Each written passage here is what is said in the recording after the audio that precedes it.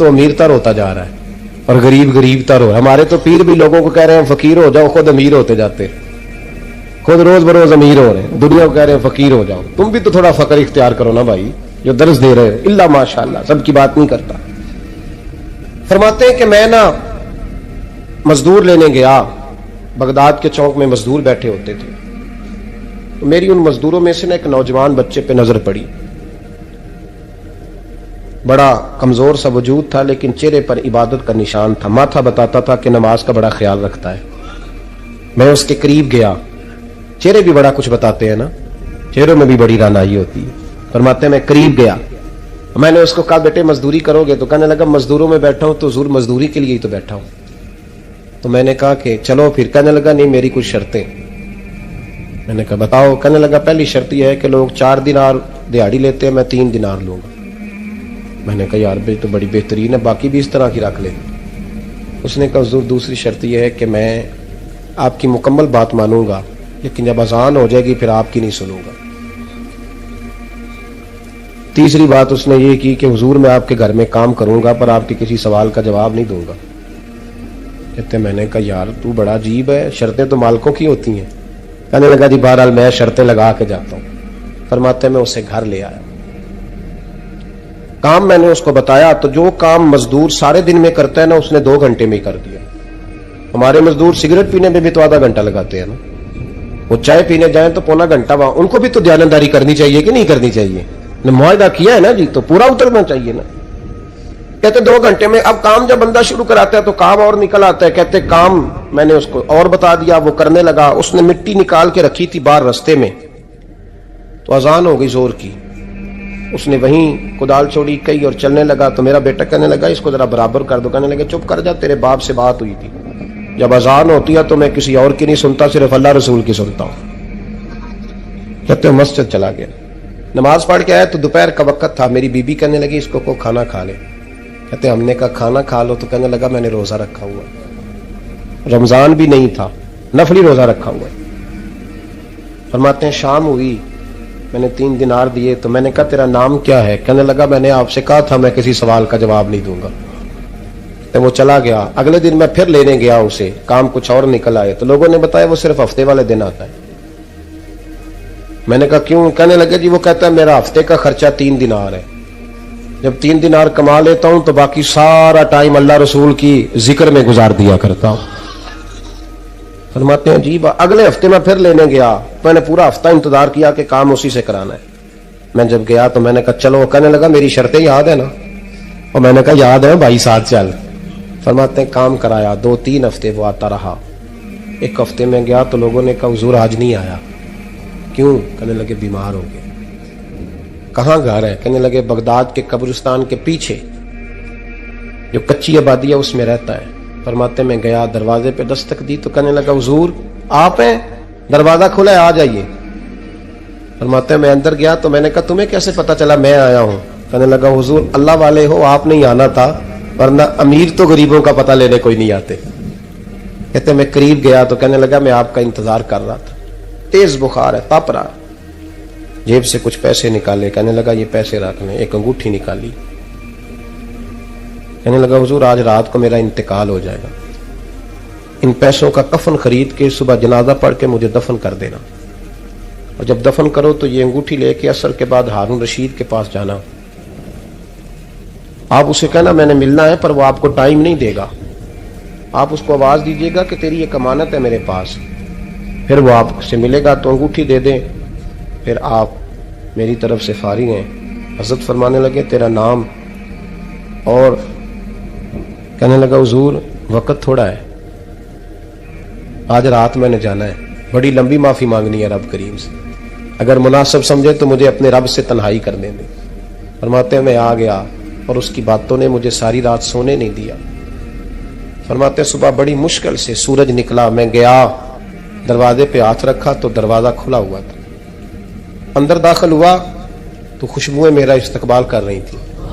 جب چہرے سے کپڑا ہٹایا تو اس کا تو انتقال ہو چکا, انتقال ہو چکا, ایسے جیسے کسی کا دیدار کر کے سویا. کہتے میں تو 2 آدمی لے گیا تھا جنازے پہ, پر پتہ نہیں دنیا کدھر کدھر سے آئی, کہاں کہاں سے. اکھاں جدو میٹیاں زمانہ مینوں روے گا, अपना ते अपना बेगाना मैनू रोवेगा, अपना ते अपना। और मियाँ साहब ने कहा था बाद मरण दे मुखड़ा मेरा हो जावे जे ताजा, फिर समझ लेना महबूब मेरे ने आन पड़िया जनाजा। और किसी उर्दू के शायर ने कहा था मेरे मरने पे हर सू शोर मच जाएगा देखोगे, अल्लाह मेरे मरने पे हर सू शोर मच जाएगा देखोगे, कहने अलविदा सरकार खुद तशरीफ लाएंगे। फरमाते हैं मैं तो 2 बंदे ले गया था पर पता नहीं मखलूक कहां कहां से आई। जनाजा पड़ा, दफन किया। हारून रशीद के पास में असर के बाद गया, मैंने बुलाना चाहा पर बादशाह था, मेरी तरफ देखा ही नहीं। मैंने उसको कहा तेरी ये कमानत मेरे पास है। फरमाते हैं मुझे कोने पे ले गया, क्या बात है, कमरे में बुलाया, मैंने अंगूठी दी। हारून रशीद तो चीखे मारने लगा, कहने लगा अंगूठी वाला कहाँ है? मैंने कहा वो तो इंतकाल कर गया। कहने लगा मुझे कब्र पे ले चल। कहते मैं कब्र पे लाया तो वो लेट गया, तड़प के रोने लगा। मैंने कहा मेरा कलेजा फट जाएगा, ना उसने कुछ बताया ना तूने बताया, ये कौन था? तो हारून रशीद कहने लगा ये मेरा बेटा था। मैंने कहा तेरा बेटा और मजदूर? कहने लगा हुजूर ये हजरत दाऊद ताई के पास बैठा करता था, उनका मुरीद था, मुझे रोज कहता था अब्बा तूने बड़ी दुनिया इकट्ठी कर ली है, मरते वक्त तुझसे टांगे समेटी नहीं जाएंगी, इतना हिसाब नहीं तू दे सकेगा। मैं इसको समझा देता, इसकी अम्मा समझा देती। ये रोज हमें कहता छोड़ दो आ जाओ अल्लाह रसूल की बारगाह में झुक जाएं। हम समझ। एक दिन ये चला गया, कहने लगा फिर तुम्हारा रास्ता और है और मेरा रास्ता और है। ये सोने की अंगूठी गलती से इसके पास रह गई, गलती से हीरे की अंगूठी चली गई। कहने लगा देखो मेरे बेटे ने आज वो भी वापस कर दी है। फिर तड़प के कहने लगा हारून रशीद था तो ये मेरा बेटा पर मेरा मुर्शद निकला, मेरा पीर निकला। भाई जिंदगी तो बड़ी थोड़ी है ना। बाबा साहब ने कहा था उठ फरीदा सुत्या, और दाढ़ी आ गया पूर, अग्गा नेड़े आ गया, पिछा रह गया दूर। उठ फरीदा सुत्या खलकत वेखन जा, मते कोई मिल जाई बख्शिया ते तुम ही बख्शिया जा। उठ फरीदा सुत्या झाड़ू दे मसीत, तू सुते रब जागदा तेरी डाढ़े नाल परीत। मेरा रब हमें भी अपनी बारगाह में कबूल फरमाए। हजरत हबीब अजमी एक बुजुर्ग थे, उनके पास एक शख्स अक्सर आता था, बड़ा मालदार था, एक ही बेटी थी, वो भी टांगों से माजूर थी। तो आप अक्सर उसको कहते कि तू तौबा कर, अल्लाह की बारगाह में रुजू कर। एक वक्त ऐसा आता है कि फिर इंसान का जब कोई अपना नहीं रहता फिर उसे मुसल्ला याद आता है, लेकिन अगर मुसल्ले की आदत बचपन से पड़ जाए ना तो फिर जरा आसान होता है अल्लाह से दिल लगाना। वो अक्सर आप उसको कहते कि ठीक हो जाए कि तो बेटी है, वो भी बेचारी माजूर है, तो कहां दौलत ले जाए। आज करता हूं, हम तारीखें देते रहते हैं ना अल्लाह ताला को माअज़ल्लाह के रमजान से मैंने नेक हो जाना है, उम्रा करके आऊंगा तो फिर मैं पक्का नमाजी हूं। खुदा के बंदो, किसने तुझे बताया कि रमजान तक तू जिंदा रहेगा? किसने खबर की कि उम्रा करने तक तू बचेगा? हजरत हबीब अजमी उसको कहते तो कहता बड़ी जल्दी ठीक हो जाऊंगा। एक दिन सवेरे सवेरे तौबा करने आ गया। आपने फरमाया क्या हुआ? तो कहने लगा हजरत जी कल एक 15 साल का नौजवान मिला है और मुझे तौबा करा गया। मजा इस उम्र में अल्लाह अल्लाह करने का, नबी करीम से मोहब्बत भी करनी हो तो यही उम्र है। इश्क लगा सी खेडा खेड दी नूं ते फिर मैनू खेडा भुल गईयां। कज्जल पाया सी मैं यार दे वेखणे नूं, फिर ओदी याद विच रोंदियां ही डुल गईयां। हैदर शाह इस गली कदे ना रुलदी, पर हुण ते रुलदी रुल गईयां। जिन लोगों ने अबू जाल को कत्ल किया था उनकी उम्र भी 15 साल थी। हम तो बड़े नहीं ना होते सारी जिंदगी, ना हमें को बड़ा होने देता है, हम बड़े ही नहीं होते, यही तो उम्र है कुछ काल गुजरने। 15 साल का नौजवान तौबा करा गया। तो हजरत हबीब अजमी कहने लगे वो कैसे? कहने लगा हजरत जी मैं कल मंडी गया था, मुझे कुछ सामान खरीदना था, तो बगदाद के बाजार से मैंने मछली खरीद ली 10 किलो, बाकी भी सामान तब खुद ले जा नहीं सकता था। तो मजदूर आपको पता है बेचारे आज भी सड़कों पे बैठे हैं, तो मजदूर बैठे थे तो उनमें एक नौजवान 14-15 साल का, चेहरे पे बड़ी रोशनी। मैंने उसको कहा बेटे मजदूरी करोगे? कहने लगा हुजूर मजदूरी भी करता हूं, पढ़ाई भी करता हूं, और जो अल्लाह को मंजूर हो उसकी इबादत भी करता हूं। मैंने उसे कहा कि ये मेरा सामान है फलान जगह पहुंचाना है, क्या लोगे? कहने लगा 3 दिनार मजदूरी। सौदा तय हो गया, उसने सामान उठा लिया। कहते हैं रस्ते में जोहर का वक्त हो गया। कहने लगा चचा अगर इजाजत दो तो नमाज पढ़ दो।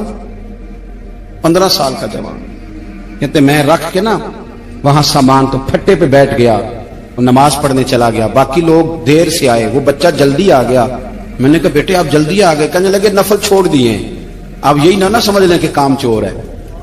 میں بعد میں پڑھ لوں گا. کہتے ہیں وہ دوپہر کا وقت رمضان بھی نہیں تھا, میں اس بچے کو نوجوان گھر لے گیا اور میں نے اپنی بیوی سے کہا کہ بڑا نیک ہے, نمازی ہے, اور راستے میں یہ بھی ہوا ہے کہ میں نے اسے ایک دفعہ کہا ہے کہ یہ مجھے تھوڑی دیر کے لیے دے دو, گرمی بڑی ہے, تمہیں پسینہ آ رہا ہے, میں اٹھا لیتا ہوں. کہنے لگا نہیں چچا, میں رزق حلال کھاتا ہوں, اگر آپ اٹھائیں گے تو میں 3 دینار مزدوری پوری نہیں لوں گا, پھر پیسے کم کروں گا, میں نے طے کیا ہے کہ اٹھاؤں گا. تو کہتے ہیں میں نے اپنی بیوی کو بتایا تو بڑی متاثر ہوئی, کہنے لگی دوپہر کا کھانا پک گیا, اسے کو روٹی کھا لے. رمضان بھی نہیں تھا. کہتے ہیں میں باہر نکلا, اس کو 3 دینار تھمائے, تو میں نے کہا بیٹے ایک بات میری مانو گے؟ کہنے لگا بتائیے. میں نے کہا کھانا پکائے کھا لو. کہنے لگا میں معافی چاہتا ہوں, میں نے روزہ رکھا ہوا ہے. حضور نے حکم دیا, حکم نبی کریم نے حکم دیا, بخاری مسلم کی حدیث ہے, فرمایا نوجوانوں اگر تمہارے پاس طاقت ہے تو نکاح کر لو ورنہ روزے رکھو.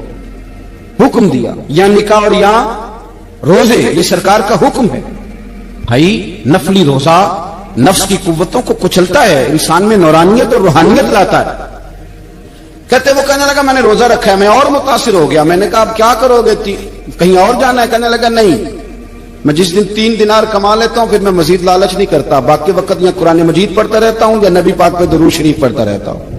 آپ بتائیں. تو میں نے کہا کہ افطار میرے ساتھ کر لو. کہتے ہیں میں اسے مسجد چھوڑایا اور خود میں لوٹ آیا. افطار کے بعد میں اسے لایا, کھانا کھلایا, عشاء پڑھی. اس کا گھر دور تھا, میں نے ڈرائنگ روم کھول دیا, بیٹھک کھول دی, وہیں وہ سو گیا. میری 20 سال کی معذور بچی کبھی چل نہیں سکتی تھی, کوئی طبیب کوئی حکیم میں نے چھوڑا نہیں تھا اس کو دکھایا نہ ہو. ایک ہی بیٹی, وہ بھی معذور پیدائشی. اس کے کمرے میں گئے, میاں بیوی اسے کھانا کھلا اور بتایا بیٹے ایک نوجوان ہے, بڑا نیک ہے, ہمارے گھر میں آج بڑا پرہیزگار. پتہ ہے حضور نے کیا فرمایا؟ نبی کریم فرماتے ہیں جب نوجوان اٹھ کے تہجد پڑھتا ہے نا نوجوان, تو اللہ فرشتوں کے سامنے اس نوجوان پر فخر فرماتا ہے. اللہ فخر کرتا ہے کہ عمر دیکھو دیکھو یہ میری بارگاہ. اللہ فخر کرتا ہے, اللہ یعنی خدا خود میرے مجلس بود, اللہ فخر کرتا ہے. اب سوچے, تو ہم نے اپنی بیٹی کو بتایا کہ نوجوان اور بڑا نیک ہے. تو کہتے ہیں وہ کھانا کھلا کے ہم واپس آ گئے. آدھی رات کا وقت ہوا تو دروازے پہ دستک ہوئی. بچی اپنے کمرے میں سو رہی تھی, ہم اپنے کمرے میں, وہ بیٹھک میں. گھبرا کے اٹھے کہ اس وقت کون ہے دروازے پہ؟ تو بیٹی کہنے لگی ابا دروازہ تو کھولنا. کہتے ہیں دروازہ کھولا تو 20 سال ہو گئے تھے بیٹی کو, کبھی اس نے چل کے نہیں دکھایا تھا, کبھی دوڑ کے ادھر جاتی کبھی ادھر آتی. کہتی الحمدللہ اللہ نے میری ٹانگیں ٹھیک کر دی. ہم دونوں رونے لگے, اے اللہ تو کتنا کریم ہے, کیسے ہوا بیٹے سارا کچھ؟ بیٹی کہنے لگی ابا آپ نے کہا تھا نا کہ نیک نوجوان آیا ہے, تو میرے دل میں خیال آیا اللہ اگر واقعی نیک ہے تو اس کے صدقے مجھے شفا ہی دے دے. یا ایھا الذین آمنوا اتقوا اللہ وابتغوا الیہ الوسیلہ. تو کہنے لگی ابھی میری دعا بھی پوری نہیں ہوئی تو رب کریم نے فضل کیا ہے اور مجھے شفا عطا کر دی. کہتے ہم دوڑ کے اس کے کمرے میں گئے اور جب ہم نے ہاتھ رکھا تو دروازہ پہلے سے کھلا تھا. ایک خط چھوڑ گیا تھا. آج کل کے پیر کی کرامت ہوتی تو فیس بک پہ دے دیتا, باقیوں کو بھی ذرا پتہ چلے. کہتے ہیں وہ خط چھوڑ گیا اپنے بستر پہ کہ اگر تم لوگوں کو مجھ سے محبت ہو گئی ہے تو میرے پیچھے نہ دوڑنا, اس رب کی بارگاہ میں جھکنا جس رب نے میرے اوپر بھی فضل فرمایا ہے اور آپ پر بھی کرم فرمایا. میرے نوجوان دوستو, یہ جو بچپنا ہمیں لوگ کہتے ہیں نا ابھی بچے ہو, ابھی جب آپ بالغ ہو گئے تو نماز فرض ہو گئی, سچ بولنا ضروری ہو گیا, رزق حلال کھانا ضروری ہو گیا. حضرت ابو ذر غفاری رضی اللہ تعالیٰ عنہ فرماتے ہیں میں اپنے ماتحتوں کے حق میں بڑا سخت تھا, سخت تھی میری طبیعت, میرے غلاموں کی جرت ہی نہیں تھی کہ وہ میرے سامنے گفتگو کر سکیں اور ٹھہر بھی سکیں. فرماتے ہیں جس دن میں کلمہ پڑھنے گیا, جس دن میں حضور کی بارگاہ میں, تو میں نے کہا حضور کوئی خاص نصیحت؟ تو نبی پاک نے فرمایا میری نصیحت تیرے لیے یہ ہے کہ جیسا تو نے کھانا ہے ویسا ہی غلام کو کھلانا ہے, جیسا تو نے پہننا ہے ویسا ہی غلام کو پہنانا ہے. حضرت ابو ذر کہتے ہیں جو میرے اندر کمی تھی وہی میرے نبی نے نصیحت کر دی, جو میرے اندر کوتاہی تھی وہی غیب جاننے والے رسول نے بتلا دی. فرماتے میں گھر گیا, جب میں جاتا تھا تو ملازموں کا سانس خشک ہو جاتا تھا, وہ کانپنے ہانپنے لگتے تھے کہ جانے اب یہ کیا کرے گا. حضرت ابو ذر غفاری فرماتے میں گیا, ایک شخص سے میں نے کہا کھانا پکاؤ, کھانا پکایا, دسترخوان پہ لگایا اور اپنے سارے ملازموں کو کہا آؤ یار میرے ساتھ بیٹھ کے روٹی کھاؤ, آؤ سارے میرے ساتھ بیٹھ کے کھانا کھاؤ. فرماتے انہوں نے کھانا کھایا, پھر میں ان کو بازار لے گیا, جیسے کپڑے میں پہنتا تھا ویسے میں نے ان کے لیے بھی خریدے. فرماتے ہیں میرے غلام کہنے لگے آقا خیر تو ہے نا, خیریت تو ہے نا, کیا ہوا, مزاج مبارک تو ٹھیک ہے, کیا ہو گیا؟ اور یہ جو ہم فضا کو اتنا خوبصورت دیکھ رہے ہیں, اور یہ جو ہم اتنی پیاری ریمجھم برستی دیکھ رہے ہیں یہ جاری رہے گی یا ایک دن کی ہے؟ تو حضرت ابو ذر غفاری رو پڑے، کہنے لگے اب تمہیں ابو ذر غفاری بدلا ہوا ملے گا، اس لیے کہ اب میں وہ نہیں رہا، اب میں رسول اللہ کا کلمہ پڑھ کے غلام مصطفیٰ بن گیا ہوں، اب میں بدل گیا ہوں، میری طبیعت بدل گئی۔ غلاموں کے حق میں حضرت مولا علی شیر خدا غلام کو لے کر کے گئے دکان پر، حضرت مولا علی غلام کو لے کر گئے کپڑے کی دکان پر، 2 جوڑے خریدے، ایک کم قیمت کا، ایک زیادہ قیمت کا، ایک کم قیمت کا، ایک زیادہ قیمت کا، 2 جوڑے خریدے۔ جب واپس لوٹے تو غلام سے کہنے لگے تو اپنا لے لے۔ غلام کو پتا تھا کہ اس زمانے میں ہوتا کیا تھا، اس نے کم قیمت کا جوڑا اٹھایا۔ حضرت علی فرمانے لگے عجیب آدمی ہے، یہ تو تیرا نہیں، یہ تو میرا ہے۔ اس نے کہا حضور کس طرح سے؟ آپ فرمانے لگے تیرے لیے قیمتی جوڑا اس لیے خریدا ہے کہ تو جوان ہے، اور میں نے اپنے لیے اس لیے چھوٹا خریدا ہے کہ میں تو اب بوڑھا ہو گیا ہوں، مجھے تو حاجت نہیں۔ کہنے لگا حضور بوڑھے اور جوان کا مطلب نہیں، آپ علی ہیں، من کنت مولا فہذا علی، علی مولا، علی مولا، آپ چونکہ مولا علی ہیں اور آپ امیر المومنین ہیں، لہذا آپ نے تخت پر بیٹھنا ہے، آپ نے سلطنت کو چلانا ہے، آپ پہ نہیں ہے۔ حضرت علی فرمانے لگے تو میرا غلام بنا ہے نا، تو نے ابھی میرے نبی کا دیدار نہیں نہ کیا، تو بعد میں آیا ہے نا، اگر تو اس دور میں ہوتا تو جان جاتا کہ یہ عمل میرا ہے، پر اس کے پیچھے جو نصیحت کے پھول ہیں وہ مصطفیٰ کے عطا فرمائے ہوئے ہیں۔ تو بھائی یاد رکھیں، نبی کریم سید عالم صلی اللہ تعالی علیہ وآلہ وسلم نے تعین فرمایا مزدور کے حقوق کا، تعین کیا۔ حضرت حکیم بن حزام کہتے ہیں میں حضور کی بارگاہ میں بیٹھا تھا تو نبی پاک صلی اللہ علیہ وسلم سے میں نے کہا یا رسول اللہ آپ کو کون سا آدمی پسند ہے، کون سا محنت کرنے والا پسند ہے؟ تو حضور نے فرمایا جس کے دونوں ہاتھ کام کریں، دونوں پیر چلیں اور اس کی پیشانی پر پسینہ آئے، وہ بندہ مجھے بڑا اچھا لگتا ہے۔ جس کی پسینہ آئے، آج لوگ مزدوری نہیں کرتے، دائیں بائیں دیکھتے ہیں، لوگ اپنے اندر وہ توانائی، وہ غیرت، وہ خودداری پیدا نہیں کرتے۔ بھائی گردن کو جھکا دیتا ہے خیرات کا پتھر، جہاں میں مانگنے والوں کے سر کبھی اونچے نہیں ہوتے۔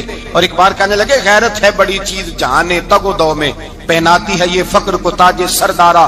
اپنے اندر یہ توانائی پیدا کرنی چاہیے، یہ کوشش کرنی چاہیے۔ میرے نبی کریم صلی اللہ علیہ وسلم نے فرمایا تمہارے بعض گناہ ایسے ہیں جو صرف تم مزدوری کرنے جاؤ گے تو اللہ تمہاری مزدوری کی وجہ سے ہی تمہارے گناہ معاف فرما دے گا، اللہ تمہاری محنت اور کوشش کے سبب سے تمہاری ان غلطیوں سے درگزر فرمائے گا۔ حبیب کریم سید عالم صلی اللہ علیہ وسلم نے فرمایا مزدور جب قیامت کے دن آئے گا، بھئی عالم تو آیا، صوفی تو آیا، درویش تو آیا، صحابہ تو آئے، ان کا آنا تو شفاعت کے لیے شمار کیا گیا۔ میرے مصطفیٰ نے فرمایا جب مزدور آئے گا، مزدور کی سب سے بڑی غلطی یہ ہے کہ مزدور اپنے آپ کو نیچ سمجھتا ہے، مزدور کی سب سے بڑی غلطی یہ ہے کہ یہ اپنے آپ کو چھوٹا سمجھتا ہے، اس کی زیادتی یہ ہے کہ یہ اپنی سوچ کو بڑا نہیں کرتا، یہ سمجھتا ہے نہیں کہ بھائی میں تو 2 ہاتھوں کی محنت کی کمائی کھاتا ہوں، یہ آرزو کرم اور میں آپ سے کروں، یہ بھیک اس کو دیجیے جس کا خدا نہ ہو۔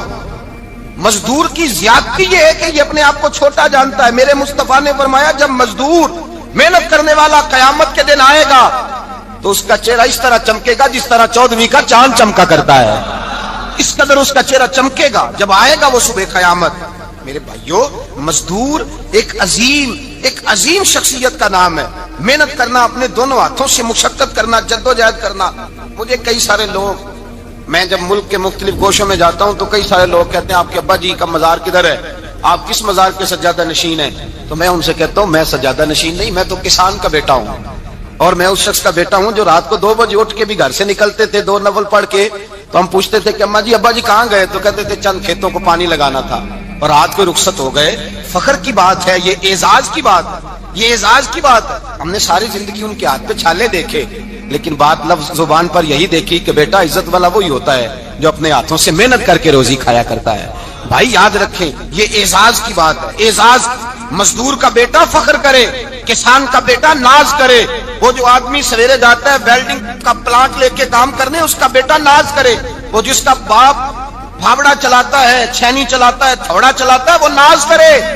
اور مزار صرف ان لوگوں کے نہیں ہوتے جو اللہ اللہ کرتے ہیں، ہو کرتے ہیں، وہ تو قابل اعزاز ہے اللہ کے بندے، ان کے بھی مزار ہوتے ہیں۔ مزار وہ بھی ہوتا ہے جس کو میرے مصطفیٰ نے فرمایا القاسم حبیب اللہ، جو محنت کرتا تھا، ہاتھوں سے جدوجہد کرتا تھا، وہ بھی تو اللہ کا دوست ہے نا، اس کا بھی تو مزار ہے نا، اس کی بھی تو قبر پر انوار ہے جو اللہ کا محبوب ہو کے گیا۔ تو بھائی اپنا اعزاز جانے سمجھے اس بات کو۔ میرے مصطفیٰ کریم صلی اللہ علیہ وسلم مزدور کو عزت دیتے، وقار دیتے، اور جو حضور کے گھر میں خادم ہوتے ان کی ناز برداری کرتے. ہمارے گھر میں جو بی بی برتن دھوتی ہے وہ ہمارے ساتھ بیٹھ کے روٹی نہیں کھا سکتی، اس کو یہ اجازت نہیں ہوتی. ہمارا جو مزدور ہوتا ہے نا، ایک صاحب کہنے لگے یہ بچہ میرے پاس کام کرتا ہے، اس کے ابا جی بھی کرتے تھے. تو میں نے کہا اس کا مطلب یہ ہے کہ تم نے آگے نہیں بڑھنے دیا. تم نے کہا مزدور ہی رہنا ساری زندگی، یہی رہنا میرے پاس، آگے نہ بڑھنا. میرے مصطفیٰ کریم سید عالم صلی اللہ علیہ وسلم کے پاس جو لوگ کام کرتے تھے، محنت کرتے تھے، مشقت کرتے تھے. ہمارا ملازم ڈرتا ہے، کامتا ہے، وہ بات کرتا ہے تو صاحب جی کہتے کہتے زبان تھکتی ہے، 100 دفعہ موڈ کو دیکھتا ہے، گالیاں کھاتا ہے بیچارہ، اس کی عزت نفس کو اچھالا جاتا ہے، اس کو رسوا کیا جاتا ہے، اور وہ بیچارہ رات کو رضائی میں منہ دے کے روتا ہے کہ یار میرے نصیب صرف اس لیے کمزور ہیں کہ میں غریب کے گھر میں پیدا ہوا ہوں. ہم احساس نہیں کرتے، اور مزدور کو کبھی موقع مل جائے جان چھوٹنے کا تو بھاگ جاتا ہے. ہمارا کردار اور اخلاق ایسا نہیں ہوتا. حضرت زید بن حارثہ رسول اللہ کے غلام تھے، نبی پاک کے گھر میں جھاڑو دیتے تھے، برتن مانجتے تھے. یہ بچپن میں اپنے قبیلے سے گم ہو گئے تھے، کسی نے اغوا کر کے لا کر کے بیچ دیا تھا، گم ہو گئے تھے. حضور کی بارگاہ عالی مرتبت میں لائے گئے. حضرت زید بن حارثہ سارا دن کام کاج کرتے. کوئی آدمی آیا ان کے علاقے کا، مکہ مکرمہ، ان کو پہچان کر واپس گیا ان کے قبیلے میں اور جا کے بتلایا کہ تمہارا بیٹا تو محمد ابن عبداللہ صلی اللہ علیہ وسلم کے پاس. اس وقت حضور نے ابھی اعلان نبوت نہیں فرمایا تھا. ان کے والد حارثہ چچا لینے آئے اور نبی پاک کے پاس آئے تو 2 تھیلیاں اشرفیوں کی بھر کے لائے. کہنے لگے حضور یہ پیسے لے لیں، 2 تھیلیوں میں پیسے ڈالیں، دینار ہے درہم ہے، حضور لے لیں، ہمارا بیٹا دے دیں. نبی پاک صلی اللہ علیہ وسلم نے فرمایا تمہیں غلطی لگ گئی ہے، پیسے پیچھے ہٹاؤ، میں زید کو بلاتا ہوں. میں زید کو، ادھر دیکھیے گا، میں زید کو، میں اسے بلاتا ہوں. اگر وہ جانا چاہے تمہارے ساتھ تو مجھے اعتراض نہیں، لے جانا. چچا اور باپ کہنے لگے آپ عجیب بات کرتے ہیں، وہ غلامی چھوڑ کے نہیں جائے گا.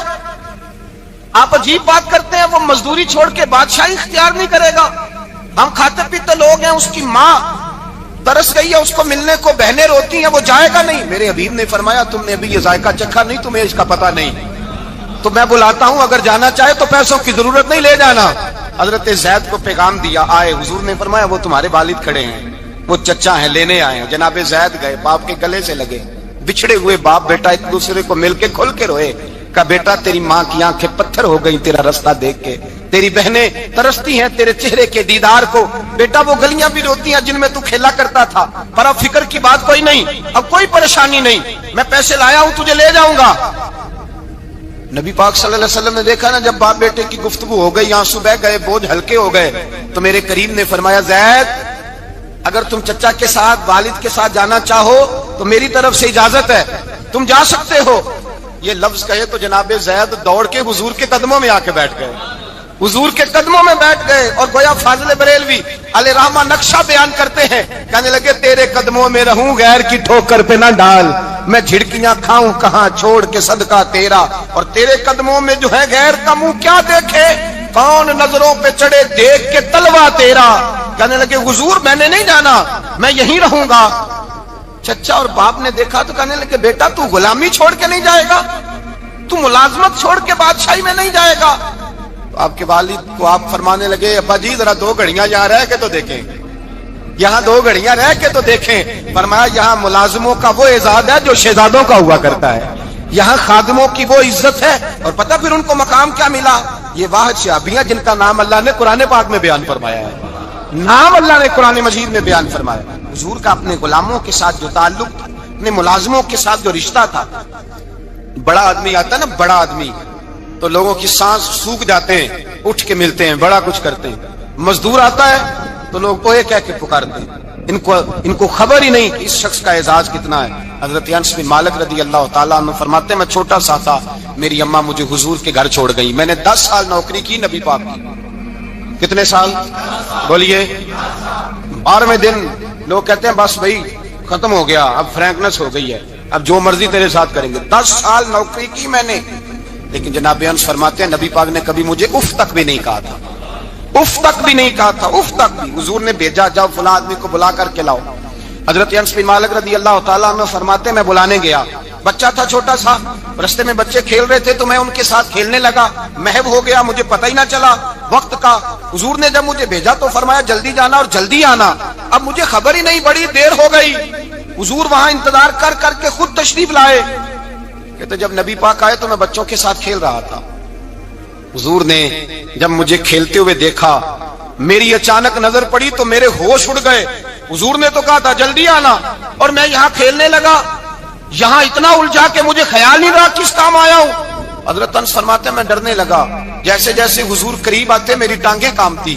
فرماتے ہیں جب نبی پاک قریب آئے تو قربان جاؤں معصوم آمنہ کے، فرماتے ہیں حضور نے میری گردن پہ تھپکی دی اور حضور نے ہنس کے فرمایا او بھائی لگتا ہے تو کھیل میں گم ہوا ہے تو تجھے یاد ہی نہیں رہا میں نے کس کام بھیجا تھا، تجھے یاد ہی نہیں رہا. کہ یا رسول اللہ صلی اللہ علیہ وسلم میں بھول گیا تھا، میں ابھی جاتا ہوں. کیا انداز ہے، کیا شفقت ہے، کیا رنگ ہے. حضور میں ابھی گیا اور ابھی آیا.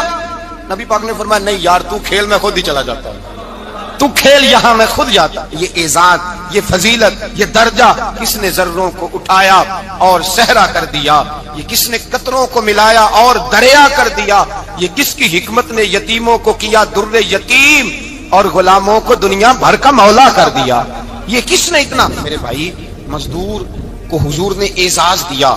نبی پاک اپنے ہاتھ سے کام کرنے والے کے ساتھ اس نے سلوک کرتے، محبت کرتے، پیار کرتے. ایک بوڑھی اماں تھی جو مسجد میں جھاڑو دینے کی مزدوری کرتی تھی. کیا کام کرتی تھی؟ دعا کریں اللہ ہم سب کو مسجد کی صفائی کی توفیق عطا فرمائے. بوڑھی اماں تھی، مسجد کی صفائی کرتی تھی، نوکری کرتی تھی. بیمار ہو گئی، بخاری شریف میں موجود ہے. اللہ کے محبوب صلی اللہ علیہ وسلم روز تیمارداری کرنے جاتے. ایک وقت ایسا آیا کہ دن میں 2 مرتبہ حضور تیمارداری کرنے جاتے. ایک شام نبی پاک نے فرمایا اس کا انتقال ہو جائے تو مجھے اطلاع کرنا. صحابہ کہتے ہیں رات کے وقت ان کا انتقال ہوا، ٹھنڈ کا موسم تھا، ہم نے حضور کو تکلیف دینا مناسب نہ سمجھا، ہم نے دفن کر دیا. سویرے اللہ کے حبیب نے پوچھا تم نے مجھے اطلاع کیوں نہیں دی؟ حضور سردی بڑی تھی. کون جاتا ہے مزدوروں کے جنازوں میں؟ کون جاتا ہے مزدوروں کے جنازے میں؟ یہاں تو اب جنازے بھی سیاسی ہو گئے ہیں. اب تو کوئی بہت بڑا امیر آدمی فوت ہو جائے تو وہاں رش ہوتا ہے، وہاں رش ہوتا ہے. غریبوں کا تو جنازہ بھی کوئی نہیں پڑتا. حضرت جناب سیدنا ابو ہریرہ رضی اللہ تعالیٰ عنہ فرماتے ہیں حضور نے فرمایا مجھے اطلاع کیوں نہیں دی؟ تمہیں اس کے اعزاز کا نہیں پتا؟ وہ مزدور تھی، مسجد میں جھاڑو دیتی تھی، تم نے خبر ہی نہیں دی. حضور وصال ہو گیا، فرمایا چلو مجھے بتاؤ قبر کہاں ہے. حضور سارا کچھ جانتے ہیں لیکن یہ ساری تمہید اس لیے بیان کی کہ ایک مزدور کی شان واضح ہو جائے. فرمایا بتاؤ قبر کہاں ہے. صحابہ کہتے ہیں ہم قبر پہ لے گئے تو میرے نبی نے فرمایا صفے بناؤ میں دوبارہ جنازہ پڑھاؤں. اب بڑی خوبصورت بات آئی، ساری خوبصورت تھی، بڑی پیاری بات آئی. دنیا میں سب سے حسین چہرہ اللہ نے اپنے رسول کو عطا فرمایا ہے. نبی پاک کا چہرہ بھی حسین ہے. مکھ چند بدر شاہ شانی ہے، متھے چمک دی لاٹ نورانی ہے، کالی زلف تے اکھ مستانی ہے، مخمور اکھی ہے مد بھری. پیارا چہرہ ہے. حضور کا جتنا چہرہ پیارا تھا اتنے ہی حضور کے اخلاق بھی بڑے پیارے تھے. لیکن میرے نبی پاک علیہ السلام جب آئینہ دیکھتے، کیا دیکھتے؟ حضور جب آئینہ دیکھتے، ہمارے نوجوان بھی سارا دن آئینے کے آگے کھڑے رہتے، کبھی بال اس طرح کے بناتے ہیں کبھی اس طرح کے. تو میرا کئی دفعہ دل کرتا ہے کہ میں ان سے کہوں کہ تو آئینے کو کہہ رہا ہے جھوٹ بول، پر وہ کیسے بولے؟ تو کہہ رہا ہے آئینے کو کہ تو کیا سب سے پیارا تو ہی لگ رہا ہے، پر وہ کیسے بولے؟ اس نے تو سچ بتانا ہے. ان کو آئینہ جو دکھایا تو برا مان گئے. تو میرے عزیز یاد رکھیے گا نبی پاک صلی اللہ علیہ وسلم بھی آئینہ دیکھتے. آئینہ دیکھنا حضور کی سنت ہے. کوئی سنت سمجھ کے آئینہ دیکھے گا تو ایک دفعہ دیکھنے پر 100 شہیدوں کا ثواب ملے گا. لیکن نبی پاک صلی اللہ علیہ وسلم آئینہ دیکھتے کیا کہتے؟ اللہم انت حسنت خلقی فحسن خلقی. یا اللہ یہ دیکھیں حضور نے ہمیں سکھایا ہے، یا اللہ جس طرح تو نے میری صورت اچھی بنائی ہے میری سیرت بھی اچھی بنا دے. یہ ہمیں سکھانے کے لیے دعا. یا اللہ جس طرح صورت اچھی بنائی ہے، جس طرح تو کہتا ہے نا اس دفعہ اس وقت دیکھ لو کپڑوں پہ کوئی داغ نہیں، تو دعا کیا کر باطن کے بھی اللہ داغ دور فرما دے، یہ والا سارا معاملہ بھی ٹھیک ہو جائے. آخر کی طرف آتا ہوں. فرمایا جب کھانا کھانے لگو تو دعا مانگو. اور ایک روایت میں فرمایا یہ دعا پڑھ لو، کھانے میں زہر بھی ہوگا تو تم پہ اثر نہیں کرے گا.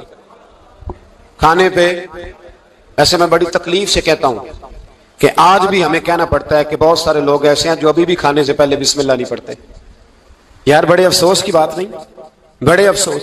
حضور نے دعا سکھائی، میں یہ دعا پڑھو گے تو زہر بھی ہوگا تو اثر نہیں کرے گا. بسم اللہ الذی لا یضر مع اسمہ شیء فی الارض ولا فی السماء یا حی یا قیوم، جس کی برکت سے زمین و آسمان میں کوئی چیز بھی نقصان نہیں دیتی. اور اے اللہ اے ہمیشہ زندہ رہنے والے اور قائم رہنے والے، یہ نبی پاک علیہ اور ایک حدیث میں اور بھی دعا آئی ہے، بسم اللہ شریف تو خیر بخاری میں موجود ہے، مسلم میں موجود ہے، بسم اللہ والا برکت اللہ بھی ایک حدیث میں نبی پاک صلی اللہ علیہ وسلم نے ارشاد فرمایا، اور جب کھانا کھا چکے پھر کہا دعا مانگو، الحمدللہ الذی اطعمنا وسقانا وجعلنا من المسلمین، اللہ تعالیٰ کا شکر ہے جس نے ہمیں کھلایا بھی پلایا بھی اور مسلمان بھی بنایا۔ حضرت مرزا مظہر جانا فرماتے ہیں کہ بارش ہوئی تھی تازی تازی دلی میں، تازی تازی بارش ہوئی، ایک بابا لکڑی کے جوتے پہنے کھڑا ہوں، اللہ اللہ اللہ، اسی کسے دے کچھ بھی نہیں لگ دے نہ کوئی ساڈا درد، بابا مست ہو کے جا اللہ اللہ کرتا جا۔ ایک طوائف اپنے کوٹھے سے اتر کے تو سیڑھیوں پہ بیٹھی تھی، ساتھ اس کا یار بھی بیٹھا تھا، بابا اپنی مستی میں جا رہا ہے، تو بابا جی کے پیروں سے کچھ مٹی اڑی تو اس عورت کے کپڑوں پہ پڑ گئی، پرواہ نہیں، بزرگ گزر رہے، وہ یار اس کا دوڑا ہوا آیا، اس نے آ کے تھپڑ مارا، کا خیال نہیں سارے اس کے کپڑے آلودہ کر دیے، تو کدھر تیرا دماغ نہیں ٹھیک؟ بابا نے نظر اٹھائی، کا بیٹے میں نے دیکھا نہیں، چل اللہ تیرا بھلا کرے، تو نے بدلہ لے لیا۔ بابا جی چپ کر کے وَإِذَا خَاطَبَهُمُ الْجَاهِلُونَ قَالُوا السَّلَامَ، چپ کر کے گزر گئے۔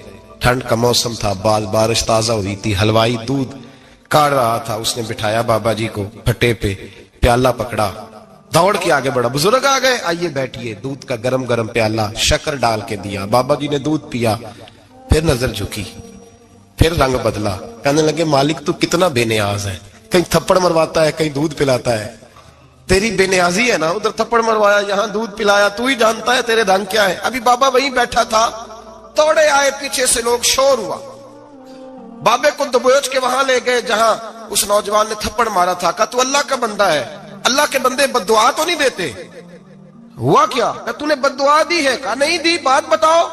کہنے لگے اس نے تجھے تھپڑ مارا ہے، چھت پہ چڑھا ہے، پیر پھسلا ہے، گردن کے بل گرا ہے، منکا ٹوٹ گیا، مر گیا ہے، تو نے بد دعا دی ہے۔ بابا جی کہنے لگے یار میں نے تو دوسرا لفظ بھی نہیں کہا، بھلا ہو کہہ کے گزرا ہوں، میں نے نہیں بد دعا دی۔ کہا تو نے دی ہے تبھی تو مر گیا، کہا نہیں دی۔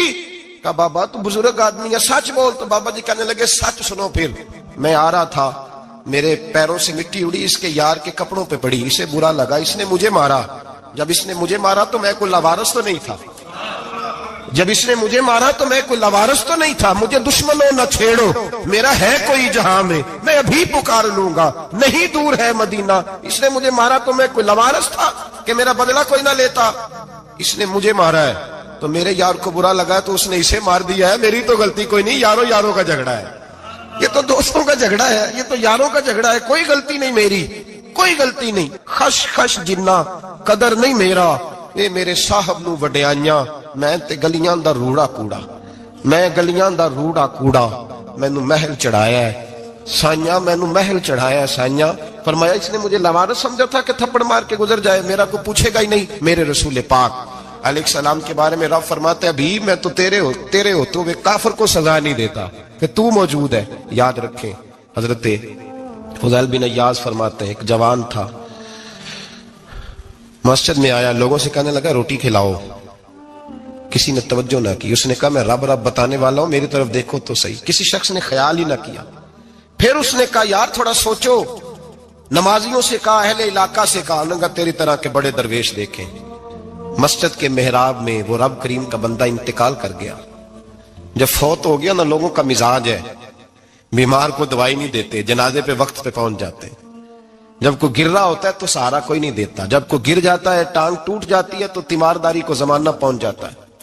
اور بزرگ وہ نوجوان اللہ کا نیک بندہ مسجد کے محراب میں فوت ہو گیا۔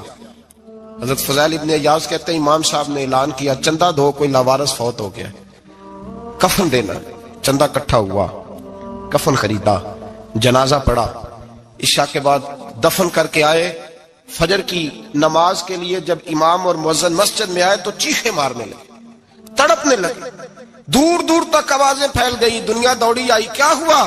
کہنے لگے وہ جو تم نے کفن پہنایا تھا وہ یہاں پڑا ہوا ہے، اور دیکھو کفن پہ تحریر لکھی ہے۔ تحریر کیا ہے؟ عرش کے مالک نے فرمایا میرے دوست نے روٹی مانگی تم نے دی نہیں، اس نے تمہیں میرے قریب کرنے کے لیے اپنی طرف توجہ کرائی، تم نے کی نہیں، اور میرا یار تمہارے کفن کا محتاج تھا، سنبھال کے رکھو اپنا کفن، میں نے اسے جنت کا لباس عطا فرما دیا، سنبھال کے رکھو، یہ کوئی لاوارثوں کا ٹولہ ہے؟ یاد رکھیں جو وارث والے ہیں ان کا رنگ اور ہے، جو ماننے والے ہیں ان کا مزاج اور ہے، اپنی زندگی لوارثوں کی طرح نہیں۔ اللہ تعالیٰ اپنے بندوں سے بڑی ہی محبت فرماتا ہے، بغیر طلب کے، بغیر دعا کے رزق، مال، اولاد، صحت، عافیت، دوست، احباب، ماں باپ، یہ سب نعمتیں اللہ بغیر طلب کے بندوں کو عطا فرماتا ہے۔ اللہ تبارک و تعالی اپنے بندوں کے حق میں رحمت والے فیصلے کرتا ہے، درگزر والا معاملہ فرماتا ہے۔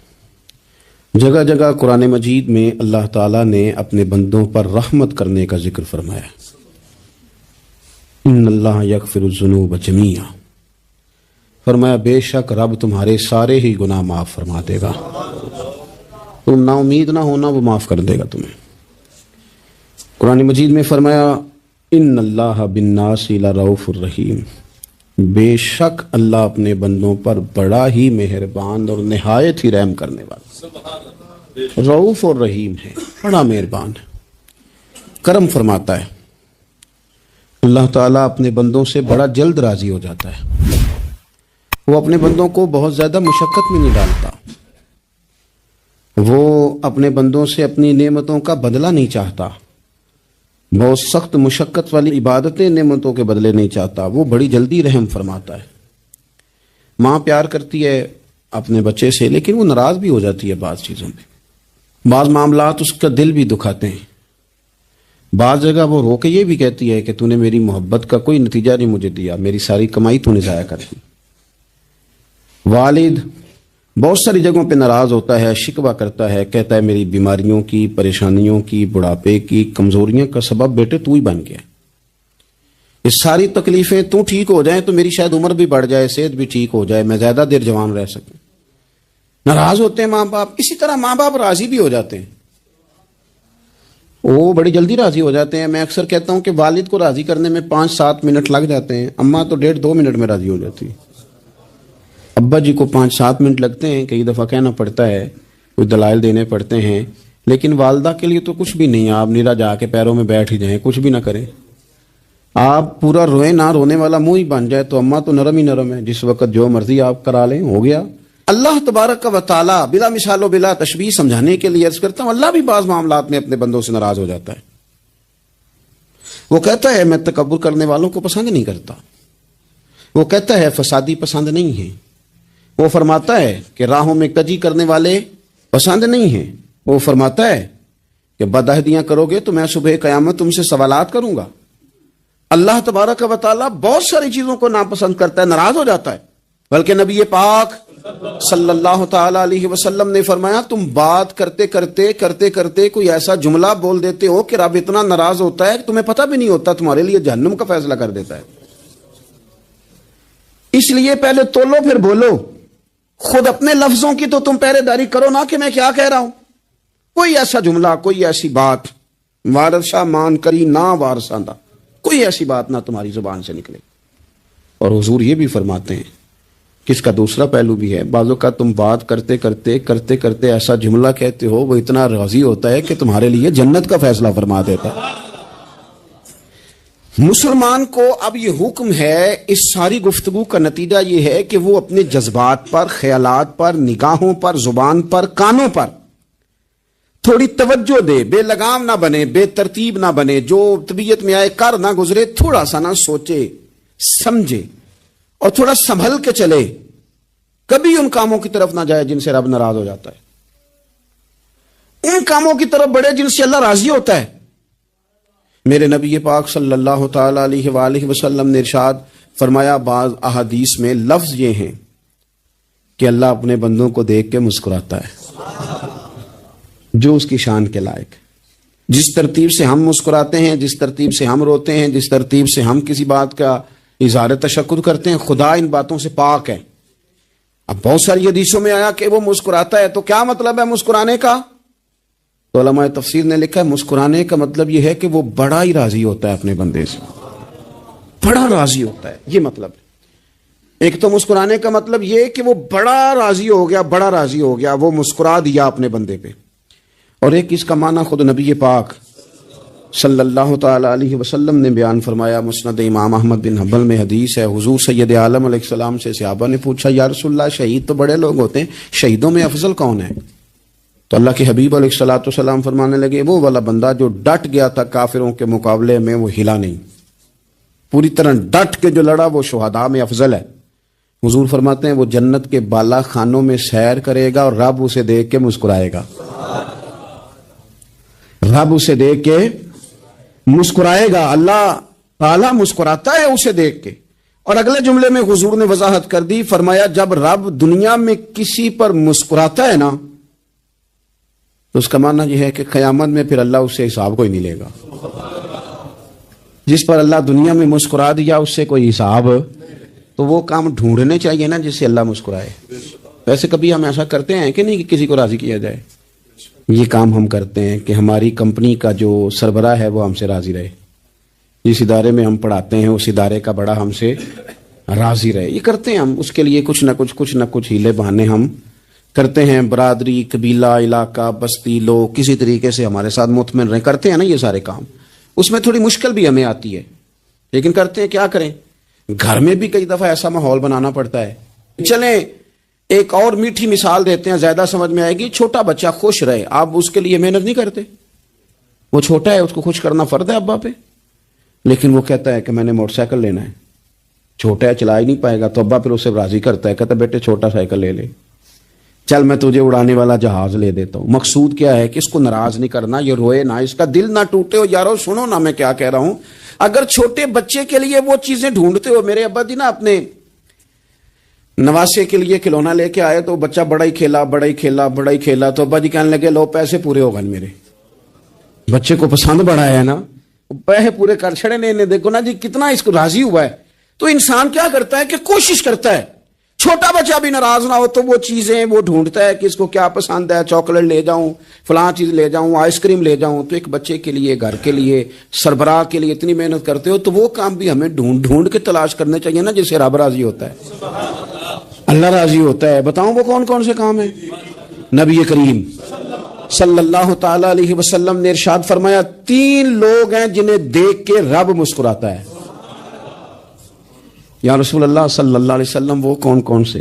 تو محبوب فرمانے لگے ایک وہ بندہ ساری مخلوق سوئی ہے، آدھی رات ہے، رات کا پچھلا پہر ہے، اس نے اٹھ کے وضو کر لیا، مصلی پہ کھڑا ہو گیا خدا کی یاد میں، فرمایا اسے دیکھ کے رب مسکراتا ہے جو اس کی شان کے لائق ہے، مسکراتا ہے اللہ۔ یہ تو سونے کا ٹائم تھا، یہ تو گہری نیند آنے کا وقت تھا، رات کا پچھلا پہر، رات پوے تے بے درداں نو نیند پیاری آوے، درد منداں نو یاد سجن دی ستیاں بھی آن جگاوے، اور ساون کی کالی راتوں میں جب بوندا باندی ہوتی ہے، وہ راتوں کو اٹھ اٹھ روتے ہیں جب خلقت ساری سوتی ہے، اللہ مسکراتا ہے۔ اور سننا میرے بھائی، میرے نبی